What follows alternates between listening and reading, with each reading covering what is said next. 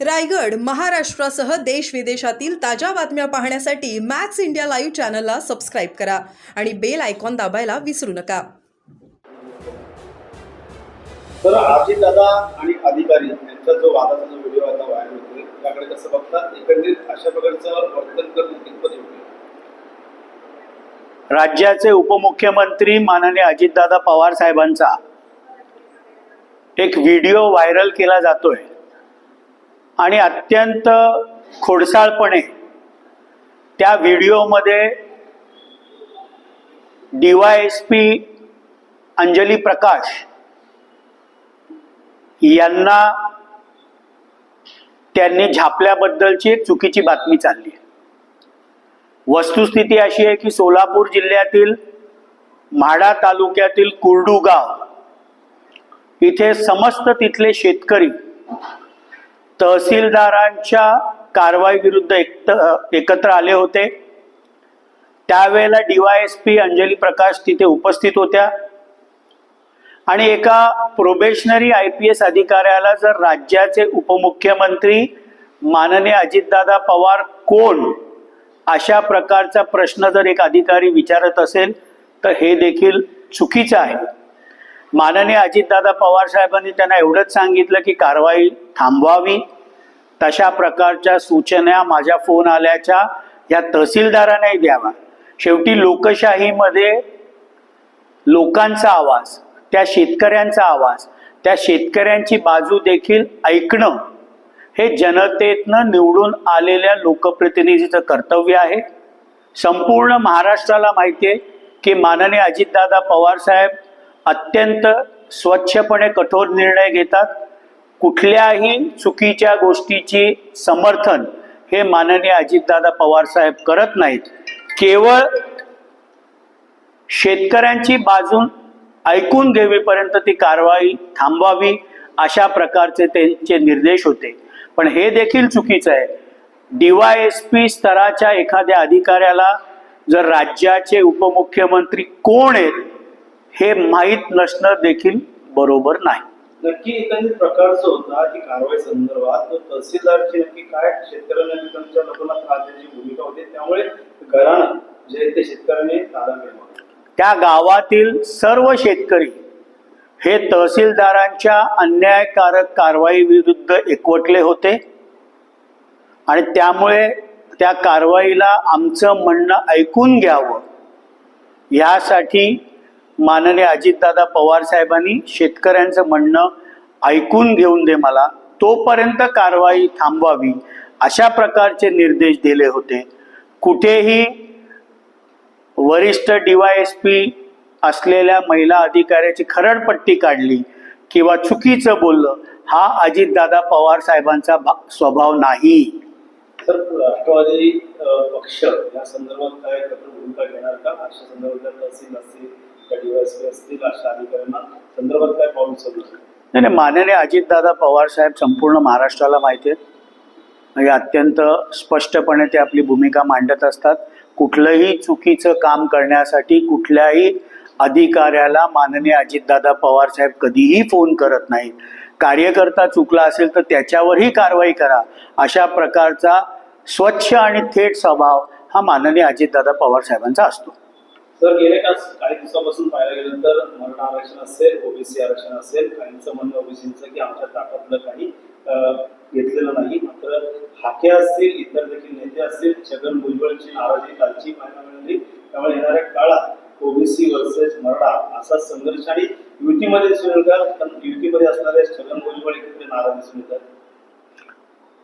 राज्याचे लोकप्रिय मुख्यमंत्री माननीय देवेंद्र फडणवीस साहेबांनी स्पष्ट केलं आहे की राष्ट्रवादी काँग्रेस पक्षाचे ज्येष्ठ नेते व मंत्री छगन भुजबळ साहेबांची काही नाराजी असेल तर ती आम्ही दूर करू. माननीय मुख्यमंत्री मराठा समाज नाही तो OBC समाजाच्या प्रती देखील अत्यंत संवेदनशील आहेत. मंत्रिमंडळामध्ये त्वरित OBC समाजाच्या प्रश्नावरती एक उपसमिती नेमण्यात आली.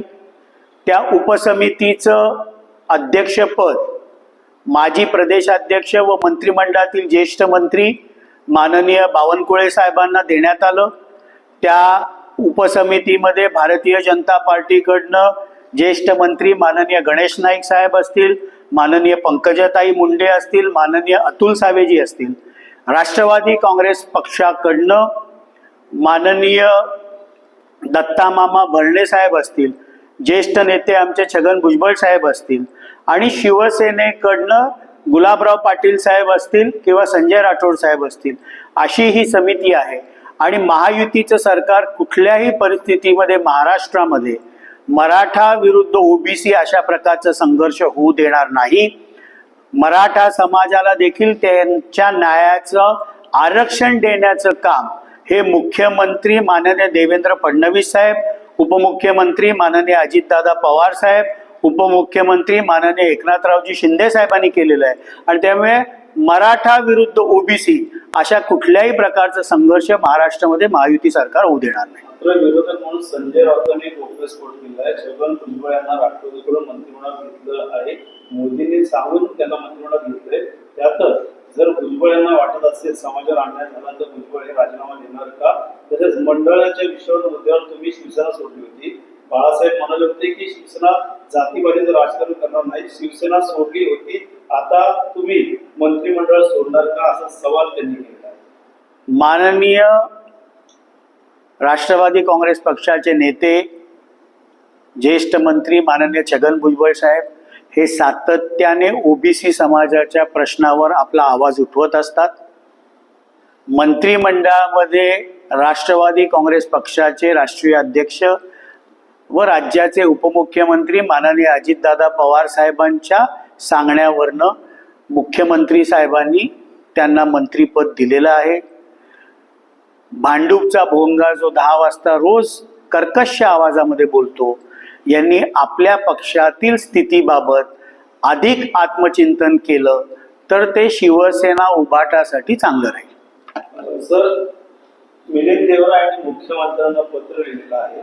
ज्या पद्धती या ठिकाणी आंदोलक आले उच्चभ्रू सोसायटी असेल त्या ठिकाणी कुठेतरी या ठिकाणी अशा आंदोलकांना या ठिकाणी येऊन नये असं या पत्रात उल्लेख आहे. मात्र कुठेतरी रोहित पवारांचं म्हणणं आहे की या पत्राच्या मार्फत गृह खात्याचे कपडे घालण्याचं काम हे शिंदे करतात. मला माहीत नाही की मिलिंद देवराजींनी राज्याचे उपमुख्यमंत्री व शिवसेनेचे मुख्य नेते एकनाथरावजी शिंदे साहेबांना विचारून अशा प्रकारचं पत्र दिलंय का. कारण मला वाटत नाही की त्या पत्रातील मसुद्याशी माननीय उपमुख्यमंत्री एकनाथरावजी शिंदे साहेब देखील सहमत असतील. शेवटी लोकशाहीमध्ये प्रत्येकाला आंदोलन करण्याचा अधिकार आहे. मुंबई ही महाराष्ट्राची राजधानी आहे आणि महाराष्ट्र हा मराठी माणसाचा आहे. त्यामुळे मुंबईमध्ये आंदोलन करणं हा प्रत्येक महाराष्ट्रातल्या मराठी माणसाचा अधिकार आहे. मराठा आंदोलन देखील अत्यंत संयमाने शांतपणे त्यांचे नेते मनोज जरांगे पाटील साहेबांनी केलं आणि राज्याचे मुख्यमंत्री माननीय देवेंद्रजी फडणवीस साहेब ज्यांच्याकडे गृह खातं आहे त्या गृह खात्याच्या मार्फत मुंबई पोलिसांनी अत्यंत संयमपणे आणि शांतपणे हे संपूर्ण आंदोलन कुठेही न चिघळता कुठेही लोकांना त्रास न होता हे व्यवस्थितरित्या मुंबई पोलिसांनी हाताळलं. आणि त्यामुळे मला माहीत नाही की मिलिंद देवरा यांनी दिलेलं पत्र कितपत उपमुख्यमंत्री माननीय एकनाथरावजी शिंदे साहेब त्याच्याशी सहमत असतील. पण मुंबई ही महाराष्ट्राची राजधानी आहे आणि महाराष्ट्रातल्या प्रत्येक मराठी माणसाला मुंबईमध्ये येऊन लोकशाही पद्धतीने आंदोलन करण्याचा अधिकार आहे. आता तो GR आता चोरी करून काढल्याचं काम आता ओबीसी कडनं केलं जातं. असं आहे की कुठल्याही परिस्थितीमध्ये ओबीसी समाजाच्या आरक्षणाला धक्का न लागता मराठा समाजाच्या असलेल्या हक्काचं आरक्षण देण्याचं काम पहिल्यांदा देखील माननीय मुख्यमंत्री देवेंद्रजी फडणवीस साहेबांनी केलं होतं. हायकोर्टामध्ये टिकवण्याचं काम देखील केलं होतं आणि आत्ता देखील हैदराबाद गॅझेट लागू करून मराठा समाजाच्या हक्काचं आरक्षण देण्याचं काम हे माननीय मुख्यमंत्री देवेंद्रजी फडणवीस साहेब, उपमुख्यमंत्री माननीय अजितदादा पवार साहेब आणि उपमुख्यमंत्री एकनाथरावजी शिंदे साहेबांनी केलेलं आहे. सर, वेगळा प्रश्न हैदराबादच्या गॅझेट संदर्भात काढलेल्या जी आर विरोधात भुजबळ आणि कोर्टात जाण्याची तयारी दर्शवली आहे. सोमवार किंवा मंगळवारी कोर्टात जाण्याचा विचार असल्याचं भुजबळ देखील बोलले. त्या जी आरचा आम्ही अभ्यास करू, वकिलांमार्फत तो समजून घेऊ त्यातले बारकावे आणि मग निर्णय घेऊ, अशा प्रकारचा वक्तव्य हे माननीय भुजबळ साहेबांनी केलेलं आहे. सर, जीएसटी मध्ये मोठा दिलासा मिळाला आहे. विरोधकांना एक प्रकारची चपराकच म्हणावं लागेल का?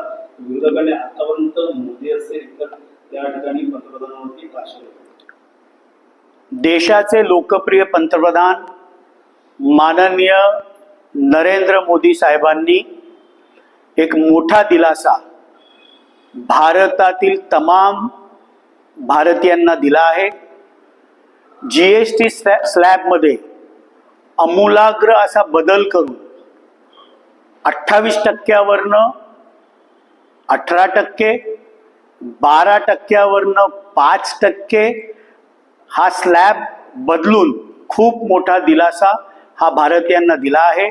शाळेत जाणाऱ्या पेन्सिल असतील, वह्या असतील, कंपॉस बॉक्स असेल, अशांवर तर 0 GST हा माननीय लोकप्रिय पंतप्रधान नरेंद्र मोदी साहेबांनी केलाय आणि म्हणून त्यांचं करावं एवढं कौतुक आणि अभिनंदन कमी आहे. विमामध्ये देखील काय जीएसटीचा अनेक शेतीचे ट्रॅक्टर असतील, उपकरणं असतील, ट्रॅक्टरचे पार्ट्स असतील, टायर असतील, ठिबक सिंचन असेल, मेडिक्लेम असेल, तुमचं खाण्याचे पदार्थ असतील, या भरपूर साऱ्या वस्तूंवर जीएसटी हा कमी करण्यात आलेला आहे आणि येणाऱ्या काळामध्ये भारताला आत्मनिर्भर बनण्यासाठी जी अर्थव्यवस्थेला चालना द्यावी लागते ही या जीएसटीच्या सवलतीमुळे नक्कीच मिळणार. काय वाटतं, निवडणूक पाहता बिहारची असेल तर एकीकडे लादला गेला, त्यामुळे अशा गोष्टी बघून सुद्धा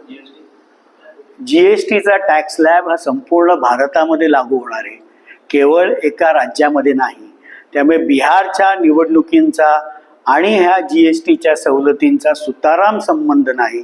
दुर्दैवाने देशाच्या हिताचा एवढा मोठा निर्णय होत असताना बिहारच्या राजकारणाचा चष्मा लावून जी काय आलोचना विरोधक करतायत ही अत्यंत दुर्दैवी आहे. काय शरद पवार गटाचे माजी नगरसेवक अमित सरायचे भाजपमध्ये प्रवेश केलेला आहे. या पद्धतीने शरद पवार गटाचे अनेक माजी नगरसेवक ते वेगळ्या पक्ष त्याबद्दल त्यांच्या पक्षाचे राष्ट्रवादी काँग्रेस पक्ष, शरदचंद्र पवार गटाचे फार मोठे नेते ठाण्यात राहतात, त्याबाबतची भूमिका ते स्पष्ट करतील. शिवसेनेमध्ये काय वाद झाला होता विकासाच्या मुद्द्यावरती आणि स्थानिक कार्यकर्त्यांमुळे आग्रहामुळे भाजप त्यांच्या पक्षातल्या गेलेल्या माणसावर बोलून फार त्यांच्या पक्षाला मला महत्व द्यायचं नाही. सर, त्यांच्याच पक्षातले आता महायुतीमध्ये आलेले त्यांचं कशा प्रकारे स्वागत करणार? शेवटी महायुतीमध्ये आले असतील, भारतीय जनता पार्टीमध्ये तर त्यांचं स्वागत करतो, पण त्यांच्या पक्षातनं म्हणजे राष्ट्रवादी काँग्रेस पार्टी, शरदचंद्र पवार गटातून जो कोणी जात असेल त्यांच्या पक्षाची भूमिका ठाण्यातील कलाकार, नकलाकार ज्यांना मी म्हणतो ते ती भूमिका मांडतील. महाराष्ट्र के जो कुर्डू गांव है वहाँ का एक वीडियो अजीत पवार का वायरल है जिसमें एक महिला आईपीएस लेडी को जिससे से अजीत पवार एक निर्देश दे रहे हैं कि जो शेतकरी पर जो अन्याय है उसको लेकर कार्रवाई की जाए. लेकिन ये पूरा वीडियो वायरल में अजीत पवार के ऊपर से सवाल उठ रहे हैं कि लाडली बहन को इस तरीके से जवाब देना है, सारी चीज़ें क्या पूरा मामला था, किस तरीके की जानकारी देना चाहिए? ये दुर्भाग्यपूर्ण है कि जिस प्रकार से उस वीडियो से खिलवाड़ करके आधा वीडियो दिखाया जाता है. सच्चाई ये है कि महाराष्ट्र के सोलापुर जिले के माढ़ा तालुका में कुर्डू इस गांव में उस गांव के सभी किसान तहसीलदार के कार्रवाई के खिलाफ इकट्ठा हुए थे. उनका आक्रोश तहसीलदार के कार्रवाई के खिलाफ था. दुर्भाग्यवश वहाँ की जो डीवाईएसपी थी अंजलि कृष्णा, इनको जब राज्य के उप मुख्यमंत्री माननीय अजीत दादा पवार साहब ने फोन करके उस कार्रवाई को स्थगित किया जाए और इसकी सूचना तहसीलदार जी को भी दिया जाए तो ये दुर्भाग्यपूर्ण है कि डीवाईएसपी रैंक का आदमी राज्य के उप मुख्यमंत्री माननीय अजीत दादा पवार साहब को नहीं पहचानता। लोकतंत्र में हर एक लोक प्रतिनिधि का ये दायित्व है कि चुन के देने वाले लोगों की वो बात सुने। इस प्रकार से उन किसानों की बात सुनकर मैं निर्णय दूंगा, तब तक आप इस कार्रवाई को स्थगिति दीजिए। इस प्रकार के निर्देश दे।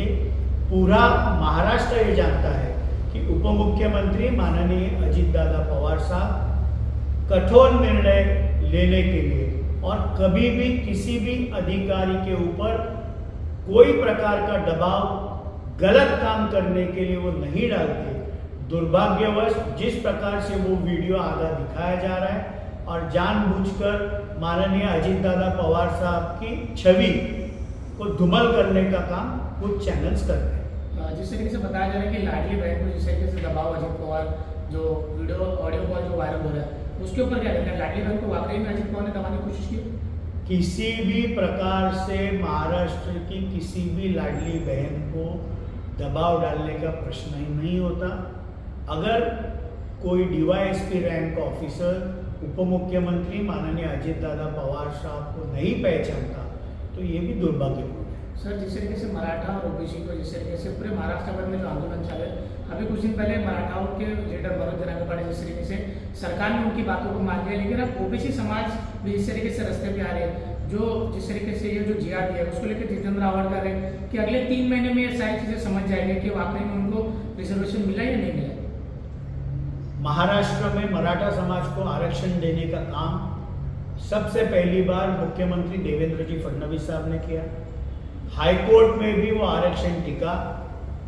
आज भी महायुति के सरकार में मराठा समाज को अपने हक का आरक्षण लोकप्रिय मुख्यमंत्री माननीय देवेंद्र जी फडणवीस साहब, उप मुख्यमंत्री माननीय अजीत दादा पवार साहब, उप मुख्यमंत्री माननीय एकनाथ जी शिंदे साहब, ये महायुति के तीनों नेताओं ने किया है।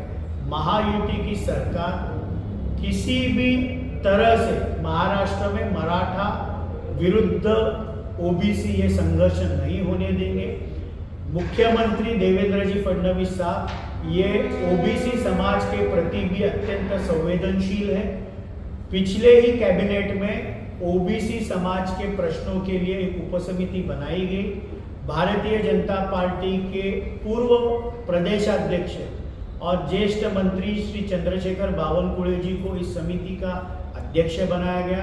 भारतीय जनता पार्टी की ओर से मंत्री गणेश जी नाइक, पंकजाताई मुंडे और अतुल जी सावे है। राष्ट्रवादी कांग्रेस पार्टी की ओर से ज्येष्ठ मंत्री छगन भुजबळ साहब और दत्ता मामा भरणे जी हैं और शिवसेना की ओर से गुलाबराव पाटिल और संजय जी राठौड़ इस उपसमिति के सदस्य हैं।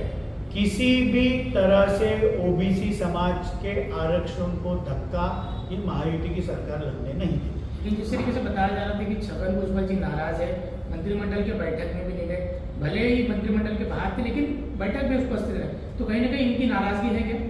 कोई भी नाराजगी माननीय छगन भुजबल साहब के मन में नहीं है। मुख्यमंत्री देवेंद्र फडणवीस साहब ने भी ये स्पष्ट कर दिया है कि अगर किसी प्रकार की नाराजगी भुजबल साहब की है तो वो दूर करने का काम मुख्यमंत्री इस नाते से मैं करूंगा। केंद्र सरकार ने जीएसटी में बहुत बड़ी सहूलियत दी है, इसको लेकर आरोप हो रहा है कि बिहार का चुनाव आपके हाथों से जा रहा है, इसको लेते हुए आपने जीएसटी कम किया। कहीं ना कहीं बिहार में जिस तरीके से परिवर्तन होते हैं वो देश में लागू होता है, तो क्या वाकई में जीएसटी कम हुआ? देश के लोकप्रिय पंतप्रधान माननीय नरेंद्र मोदी साहब के नेतृत्व में एक बड़ी राहत भारत के लोगों को मिली है। जिन उपकरणों पे 28% जीएसटी था वो 18% पे आ गए हैं। जो 12 और 18 के स्लैब में थे वो 5% पे आ गए हैं। एक ही छोटा सा उदाहरण दूंगा कि स्कूल की नोटबुकें हैं, किताबें हैं, पेंसिल है, कंपास बॉक्स है, इन सारे चीजों पे तो 0 जीएसटी कर दिया। किसानों के लिए राहत देते हुए ट्रैक्टर है, ट्रैक्टर के पार्ट्स है, टायर है, ठिबक सिंचन के उपकरण है, इन सभी पे 12% जीएसटी किया गया। एक बड़ी राहत देश के सभी राज्यों के भारतीयों को भी नहीं। दुर्भाग्यवश बिहार चुनावों का चश्मा जिन्होंने पहना है वो इसकी प्रशंसा करने के बजाय बिहार में चुनाव है करके जीएसटी में सहूलत आई है, इसके ऊपर राजनीति करने में मग्न है। लेकिन जीएसटी की ये छूट बिहार में नहीं, भारत के सभी राज्यों में और केंद्र शासित प्रदेशों में दिवाली के अवसर पे लागू होने वाली। सर एक आखिरी सवाल, जिस तरीके से महाराष्ट्र का ठाणे जिले का जो कर्जत इलाका है वहाँ पर एक टाउनशिप बनाया जा रहा है जिसका नाम हलाला टाउनशिप रखा गया है। ऐसा आरोप है कि मुसलमानों के लिए सिर्फ टाउनशिप बनाए जा रहे हैं। आप भी सत्ता में शामिल हैं, क्या ये टाउनशिप के बारे में आपको पता है? क्या इस पर कार्रवाई करने की मांग रही है? नहीं, अगर किसी धर्म के नाम पे कोई भी टाउनशिप बन रही है तो ये संविधान के दायरे में नहीं है। अगर ऐसी कोई टाउनशिप बन रही है तो सरकार ने उसके ऊपर कार्रवाई करनी चाहिए। किसी भी धर्म, जाति, इस आधार पे कहीं भी रिहायशी टाउनशिप नहीं बननी चाहिए। सर सोलापुर के माड़ा के जो कुर्डू गांव है वहाँ का एक वीडियो अजित पवार का वायरल है जिसमें एक महिला आईपीएस लेडी को जिस तरीके से अजित पवार एक निर्देश दे रहे हैं कि जो शेतकरी पर जो अन्याय है उसको लेकर कार्रवाई की जाए। लेकिन ये पूरा वीडियो वायरल हुआ अजित पवार के ऊपर जिससे सवाल उठ रहे हैं कि लाडली बहन को इस तरीके से जवाब देना है, सारी चीजें क्या पूरा मामला था, किस तरीके की जानकारी देना चाहिए? ये दुर्भाग्यपूर्ण है कि जिस प्रकार से उस वीडियो से खिलवाड़ करके आधा वीडियो दिखाया जा रहा है। सच्चाई ये है कि महाराष्ट्र के सोलापुर जिले के माड़ा तालुका में कुर्डू इस गांव में उस गांव के सभी किसान तहसीलदार के कार्रवाई के खिलाफ इकट्ठा हुए थे। उनका आक्रोश तहसीलदार के कार्रवाई के खिलाफ था। दुर्भाग्यवश वहां की जो डीवाईएसपी थी अंजलि कृष्णा, इनको जब राज्य के उप मुख्यमंत्री माननीय अजित दादा पवार साहब ने फोन करके उस कार्रवाई को स्थगित किया जाए और इसकी सूचना तहसीलदार जी को भी दिया जाए, तो ये दुर्भाग्यपूर्ण है कि डीवाईएसपी रैंक का आदमी राज्य के उप मुख्यमंत्री माननीय अजित दादा पवार साहब को नहीं पहचानता। लोकतंत्र में हर एक लोक प्रतिनिधि का ये दायित्व है कि चुन के देने वाले लोगों की वो बात सुने।